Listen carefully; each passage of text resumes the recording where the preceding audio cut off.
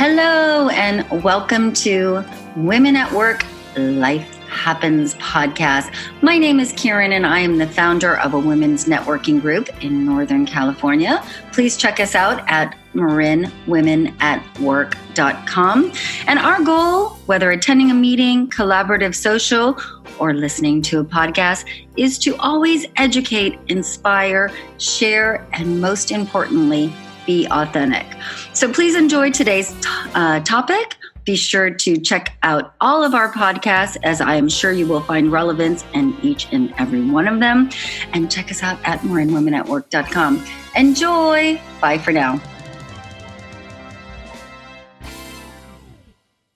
Hey, it's Karen, and welcome to our Women at Work Life Happens podcast. Today we are talking to local in Marin County, Heather Young, who has written a book. Well, actually, she's written a couple now, but the one we're going to be talking about, The Distant Dead, was her first book. And what's so exciting about this is Heather decided to start writing at the ripe age of around 43 years. And the reason I've asked Heather to meet with us is because her story is so motivational for women. This is not about the book or being an author or how to write a book. This is about raising two kids. Heather has two college-age kids. She was a litigator for 10 years before having children and came to fictional writing later in life. And while I think this is so prevalent for Marin Women at Work and for all women starting businesses, is because her journey, it's not always easy. It's not always just linear. And so Heather was willing to share her story with us. And I was hoping this would encourage all of you that have started a business in 2020, which many of us have done with these hopes of successes. And it's just been so difficult with shelter in place and the unknown future. So Heather, why don't you say a little bit about yourself first, and then we'll kind of get into this. Sure, Karen. Thank you so much for having me. This is such a pleasure. Just to correct one small thing first, The Distant Dead is my second book. The first book, the one that was the book that taught me how to write, was called The Lost Girls, and it came out in 2016. Okay. I'm sorry. I didn't realize that. All right. That's totally fine. So how it came about was I had been a lawyer. I had been an antitrust and intellectual property lawyer for about 10 years and decided to be a stay-at-home parent for a little while. And then when my kids were heading off to middle school, I decided it was time to think about returning to a career. And I thought, of course, about returning to law, but I decided that the time and travel demands of being a litigator were more than I was willing to take on with two young children. I was 43 years old, as you said. And now that I'm 55, that seems young to me. But at that time... That seems young to all of us, by the way. I know. I felt like I was crashing into middle age without a plan. And the thought that my kids would go off to college in just a few years and leave me with an empty nest and nothing to do was terrifying. So I needed to come up with something. But I also knew that I had a unique opportunity to reinvent myself thoughtfully, to really think about what I was passionate about and see if I could make it into a new career. And what I'd always loved doing was writing. Even as a lawyer, that was my favorite part, was the writing. So I decided, with great hubris, to try writing a novel. And I honestly thought it would be easy. I thought I could do it in a few months, maybe a year, sell it, and write about 10 more. Oh my God. But I'd never written fiction before. And learning to do it was not easy. And I ended up having to go back to graduate school and spend 2 years in an MFA program for creative writing. And even after that, it was 4 more years of classes and workshops and rewrites and revisions. And then I had to learn the whole business of publishing, like how to find an agent, how to negotiate with publishing houses. And I was 51 when my first book finally came out. And honestly, looking back at that journey, if I had known in the beginning that it would take that long, I don't think I would have done it. I would have thought I didn't have 8 years of my life to invest in a new career with literally nothing to show for it along the way. And I am here to tell you that I would have been wrong, because at 55, I'm happier in my work than I've ever been in my life. And I'm doing what I love and I'm loving it. Oh my goodness. I think that's such a great point. Thank you for sharing that. And I would agree with you. I think those of us that have created business plans and have this fantastic idea, of course, because every person's idea for a small business is a great idea. At least we all think it in our heads, and it is. It just, and that's what I think it always takes longer than you think. Even if you've done the plan and done the math and worked everything out on paper, I think it does take longer. And that's why I'm so grateful for you for presenting today, because whatever business it is, whether it's somebody that has a book in their head or they're starting an online business or coaching business or retail business, whatever it is, don't necessarily think that you're going to get rich overnight, or maybe it's not even about financial success, but success comes in stages. And especially now with, COVID and what's going on in the world and the uncertainty, it may take a little bit longer, but don't give up. Keep striving, because look at you. That was your first book. And that it took forever. And then it took me another 3 years to write the second one, but at least I'd done it before. I think that's exactly right. I have a good friend who wanted to be a family therapist. And she was about 44 years old, and she was staring at 5 years of graduate school, then a really hard licensing test, and then you have to put in these essentially volunteer unpaid hours working for another therapist before you can ever take your first patient. And she took a deep breath and she did all that. And now today at 55, she is a family therapist who works with teens. And if she hadn't had been able to take the long view and had the courage to make all that investment of time and work, she wouldn't be where she is today. Doing what she loves and helping others, which is just awesome. Exactly. And what I try to tell people is that you should live your life always as though you're 21, no matter how old you are, because when you think back to what it was like when you were 21, you didn't think twice about spending years in law school or graduate school, or you wouldn't have thought twice about being a line cook just to someday become a chef. You don't think about the time the same way. But I think you should think about it that way, whether you're 21 or 41 or 51 or 61, because eventually you're going to be 61.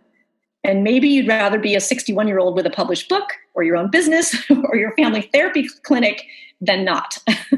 I think that's such a great thought, is because what if I don't start now, and in 5 years from now I look back and I go, to your point, now I'm 61, I should have started when I was 55. And by the way, to anyone listening, that doesn't mean don't start at 61. It just means when you have that thought, that idea, and you're ready to start a business, go for it, because it doesn't get easier at any age, and there's no time like the present. I don't regret. I jumped in with both feet, starting Marin Women at Work. I started 5 years ago as kind of just a part-time support women in business and, share our stories and work together. But I met so many fabulous women. I thought, okay, now I want to do this full-time. Well, I made that decision in January of 2020. So it's like, where I'm at now. So we can't meet, which is, most of our income is meeting in groups and big collaborative socials. We can't do any of that. But I don't regret it at all. And I encourage women, whatever their dream is to go ahead and do it. And if you can't open right now or you can't start it right now, this is a great opportunity to study and to learn. Google everything. I spend hours on the computer Googling and learning from others what makes them successful. And again, that's why I think your story is so relevant. It's not about writing a book. It's just your journey. And your journey wasn't always just on the straight path. Oh, I'm going to write this novel and then I'm going to get it published and then I'm going to live happily ever after. Sure, longer than you thought it was going to take. Sure. But I think too, the point about doing it now and not waiting is the moment that you have the inspiration, that epiphany you have where you say, I'm going to do this full time, or I'm going to expand my business in such and such a way. The moment you feel that inspiration, is when you should strike, because that's when your energy and your creativity and the way you're thinking about the entire problem is going to be at its most vital. And if you wait 3 years, you might not be as inspired by that idea as you were right now. So strike while the iron is hot. If you have the idea, jump in and start the long process of doing it. I totally agree. And there's something that you said in one of your articles that I just love. Because it turns out the secret to living your third act is to treat it as though it were your first.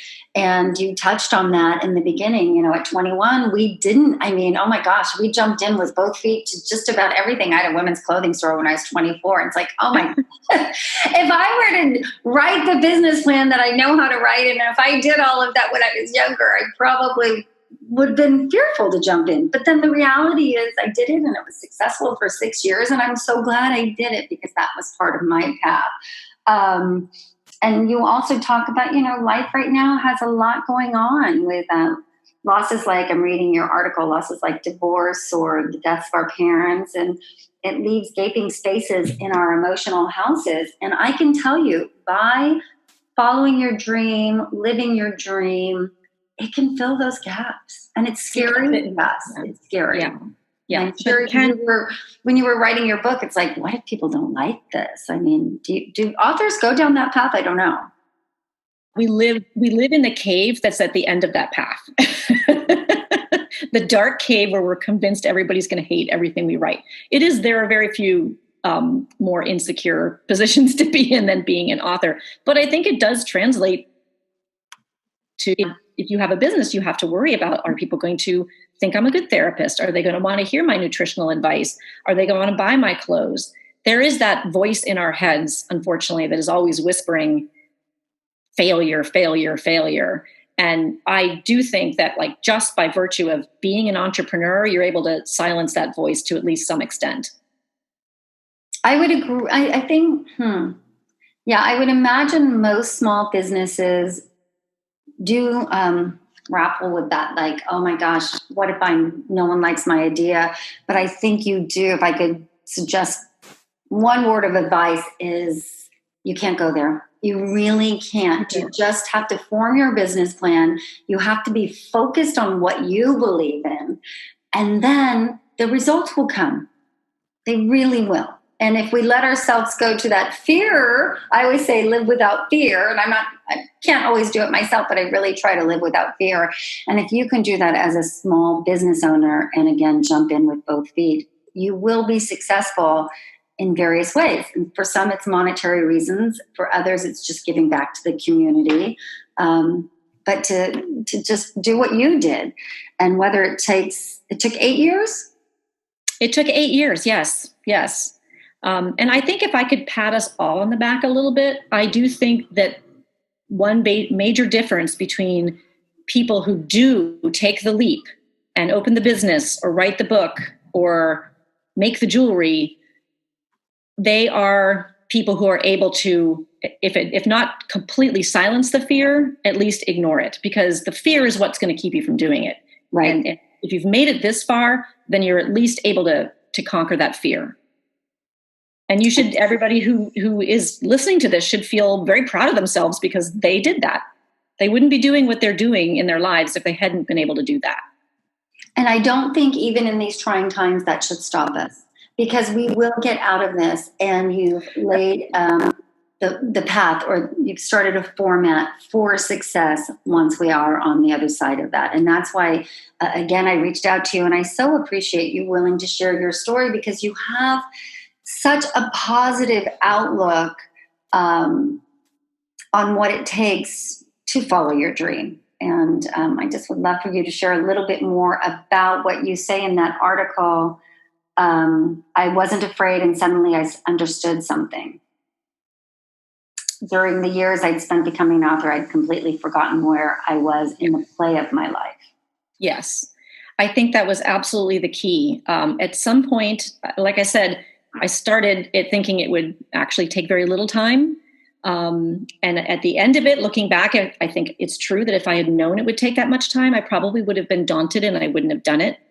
But what made it work, what made me successful, is that the deeper and deeper I got into it, and the more I loved what I was doing, the less I thought about how long it was taking.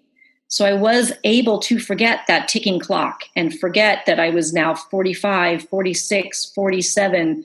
And people are asking me, are you done with the book? Are you done with the book? And I'm saying, no, I'm not done with the book. And I stopped worrying about how long it was taking. I was enjoying the journey, and that's a big reason why I was able to make it work. That's awesome. And not listening to those voices of others. I think, if either of us could share, one of the things I would love for women that are following their dreams is don't listen to the others around you. There are going to be naysayers. It's like, are you sure you want to start that at this time? And it's age, because look, now you're on the other side of it. You're on the other side, and you're on your, how many novels now? 2, only 2, but I consider that a lot more than 0. Absolutely. It's exciting. Well, just to stay in pace, are there any other words of advice, words of wisdom you would like to give to the women listen? Well, I say women, it could be men too, but Marin Women at Work is our group, that you'd like to share before we wrap things up. Well, I guess I would just say, when you're an entrepreneur, whether it's writing or a small business owner, you are your business, you are your brand, you are your business. You may even be the product you're selling if you're a therapist or someone who provides a service. And if you really love what you do, and if you've invested the time in learning how to do it well, you're going to succeed. And the first step is the hardest, and you may have already taken it. But now, when the world has slowed down, we're sheltering in place, and some of the external noises have dimmed, now is maybe the time to take a step you had been postponing or unwilling to take. Now is the time. I love it. I agree. Heather, I 100% agree with you on that. And we're not getting any younger is the other thing. So instead of, waiting 5 years to do it today, because you'll look back in 5 years and go, oh, I'm so glad I took that leap. Right. And so think about what you can do with this time that we've been handed, and try to use it as a gift and make some positive changes in your business, in yourself. Well, let's let everybody know. I mentioned to you, I purposely did not read your book because I really thought your message was so strong, and I wanted to have the opportunity to talk about your message. But now I can't wait to read it after this interview. I have it.